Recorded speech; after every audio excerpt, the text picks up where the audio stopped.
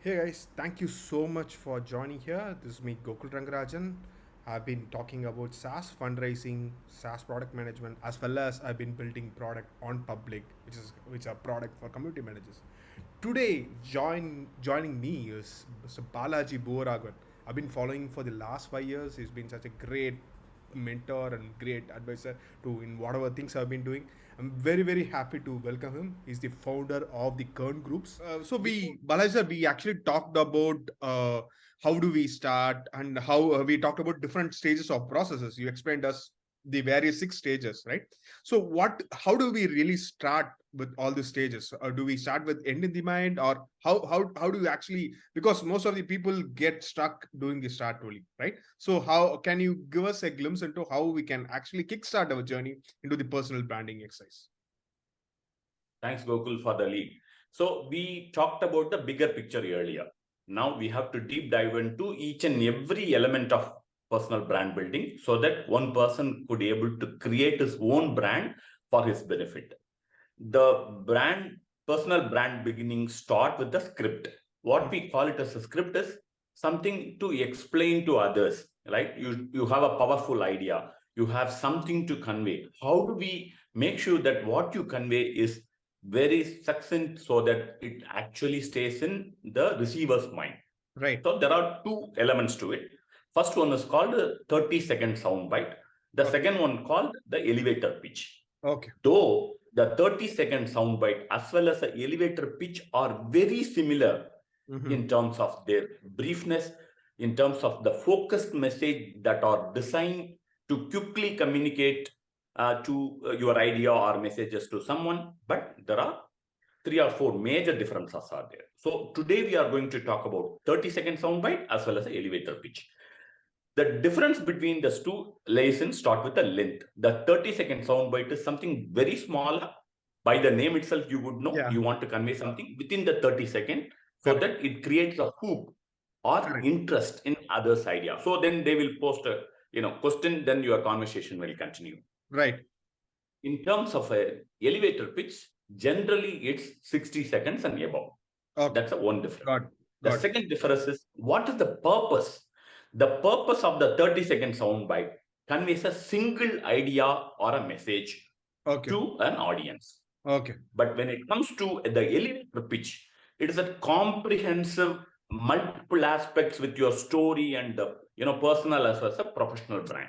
Got it. Now, 30-second soundbite is typically lost longer. It's more like a vision, right? Okay. So what you want to be, that is a 30-second soundbite. Generally, people do not change the 30-second soundbite because it's an introductory as well as it talks about your core idea that we talked about earlier, right? One word equity. Got it. So 30-second, is basically developed based on those premise.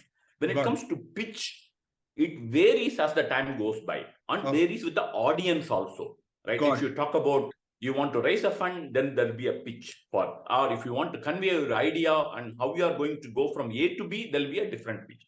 So the purpose differs. Got it. Third one is the audience.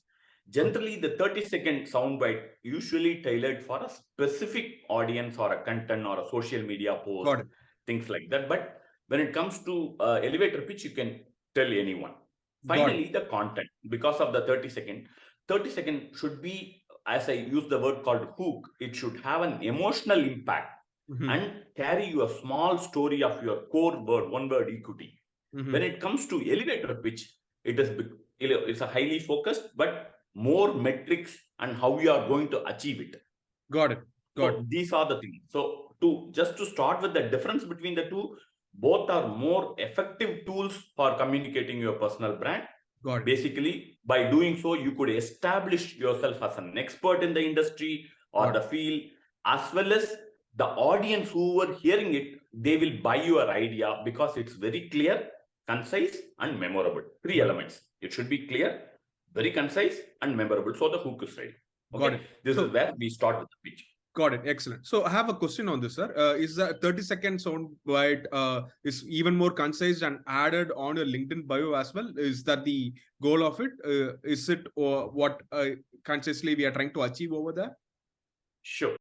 So exactly right. When you talk about 30-second soundbite, that is what going to sit in the header of your LinkedIn. Got it. right? Got it.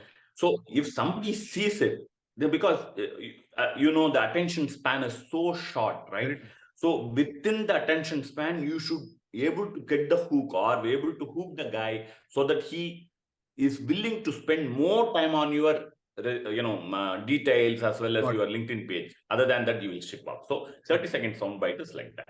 Got it. So another one question is it okay to personalize this 30-second soundbite or an elevator pitch based on each and every single audience you met?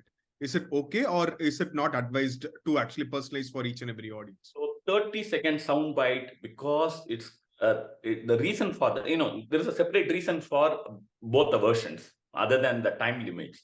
Right. The 30-second soundbite is basically a very concise version of what you wanted to do in your life. So it basically represents the personal brand, the brand me, right? Generally speaking, the 30-second sound bites are not modified for quite a long time. When I say quite a long time, probably a 3 years window or 5 years window, Okay.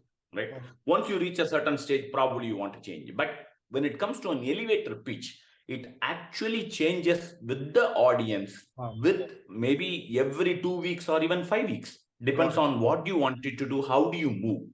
But having said that, the majority of the storytelling that lays in the elevator pitch remains the same.